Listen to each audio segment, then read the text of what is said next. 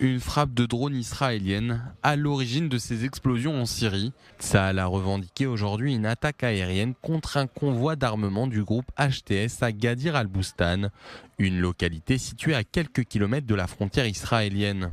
C'est la première fois que les nouveaux maîtres de Damas sont directement pris pour cible par Jérusalem. Plus tôt dans la journée, les observateurs de Tsahal ont identifié plusieurs véhicules circulant près de la zone tampon dans le sud de la Syrie avec des armes et des munitions. Un avion de l'armée de l'air a tiré à distance près des véhicules. 2 membres d'HTS ainsi que le maire de la ville auraient été tués dans cette attaque sans précédent contre les djihadistes au pouvoir. Israël poursuit ainsi ses opérations dans la zone tampon au sud de la Syrie plus d'1 mois après la chute du régime de Bachar al-Assad. Ce char, qui appartenait aux forces syriennes du dictateur déchu, est désormais aux mains de l'armée israélienne.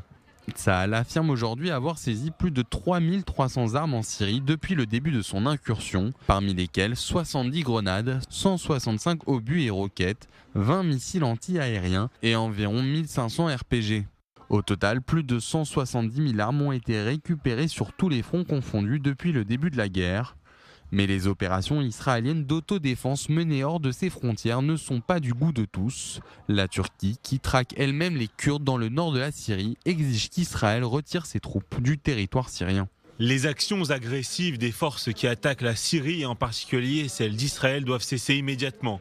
Dans le cas contraire, les résultats auront un effet négatif sur tout le monde. Réponse de Jérusalem.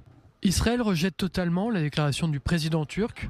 L'acteur impérialiste agressif en Syrie, c'est la Turquie elle-même. Il est conseillé au président turc d'éviter les menaces inutiles. L'État d'Israël continuera à agir pour protéger ses frontières de toute menace. L'armée israélienne espère maintenir une zone tampon de 15 km à l'intérieur de la Syrie sous son contrôle. L'objectif, selon Jérusalem, serait d'empêcher tout élément syrien de tirer des roquettes ou des missiles vers Israël.